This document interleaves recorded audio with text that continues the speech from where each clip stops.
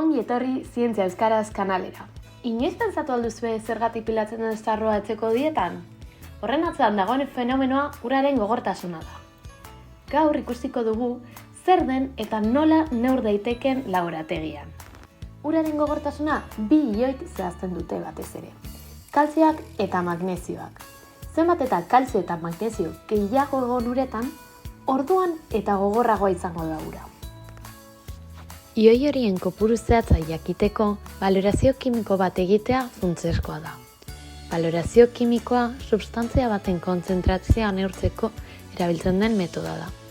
Beste modu batean esanda, zenbat sustantzia dagoen jakiteko teknika bat da. Adibidez, gaur ikusiko dugun kasuan, uraren gogortasuna neurtzeko erabiliko dugu. Prozedura horretan, erreakzio baten bidez, kolore aldaketa nabarmena behatzen da. Neurketa hau egiteko errezeta tekniko bat jarraituko dugu. Neurketa egiteko hurrengoa beharko dugu. Neurtu nahi dugun urlagina, pH egokia mantentzeko tanpoia, kolore aldaketa eragiten duen adierazlea, heliokromo-beltza, eta kasu honetan eta izeneko konposatua erabiliko dugu gure baloratzaile gisa. Bestalde, balorazioa egiteko Erlenmeyerrak, bureta eta pipetak ere beharko ditugu. Lehenik eta behin, gure urlagineko 50 mililitro hartuko ditugu, pipeta baten laguntzaz. Ondoren, pH-a doituko dugu tanpoi disoluzio batekin, eta heliokromo beltza gure adierazlea gehituko dugu. Orain, EDTA buretan kokatuta dagoelarik, tantaz-tanta gehituko dugu. Ikusten duzue kolore gorrixka? EDTA tantaz-tanta gehitzen jarraituko dugu, eta momentu batean kolore urdingarria bihurtuko da. Hori da amaiera puntua.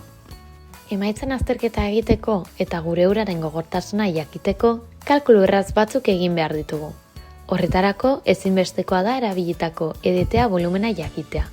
Balio hau buretan irakurriko dugu. Gure kasuan, 15 mililitro EDTA erabili dira. Horretaz gain, honen kontzentrazioa ere ezaguna izan behar da. 0,01 molar. Eta gainera, gure volumena 50 mililitro izan dira. Aitzitik, jakinda mililitro bat EDTA 20 miligramo kaltziokarbonato direla, gure faktorea 20 izango da. Beraz, gure uraren gogortasuna neurtzeko, gure EDTA mililitroak 20 faktore honengatik biderkatu behar dira. Azkenik, lortutako emaitza 15 mililitro EDTA bider 20 eginda, 300 miligramo litrokoa dela lortu da. Uraren gogortasuna bereziki garrantzitsua da ingurumen zientziaren, kimikaren eta osasunaren arloetan. Uraren gogortasuna kaltziokarbonato kontzentrazio gisa adierazten da miligramo litrotan.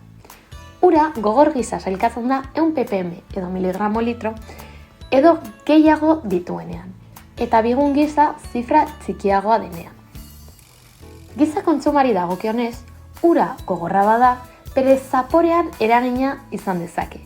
Hodietan eta etxe tresna elektrikoetan sarroa pilatzea eragin dezake, eta xaboien eraginkortasuna murrizten du.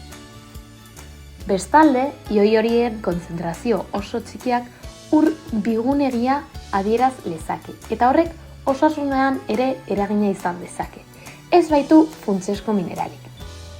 Horregatik, uraren gogortasuna zehatz eta azkar zehaztea funtsezkoa da uraren kalitatea monitorizatzeko eta edangarri bihurtzeko. Gure kasuan, 300 miligramo litro lortu direnez, ikus daiteke 100 miligramo litro baino handiagoa dela. Eta beraz, ondoriozta daiteke aztertutako ura oso gogorra dela. Laburbilduz, gaur ikusi dugu zer den uraren gogortasuna, nola neur daiteken balorazio kimiko bidez eta zergatik den garrantzitsua gure eguneroko bizitzan. Besteak beste, gure uraren izaera hobeto ezagutzen dugu eta etxean edaten dugun uraren kalitatea bermatzea lor daiteke. Eskerrik asko gurekin egoteagatik eta hurrengora arte.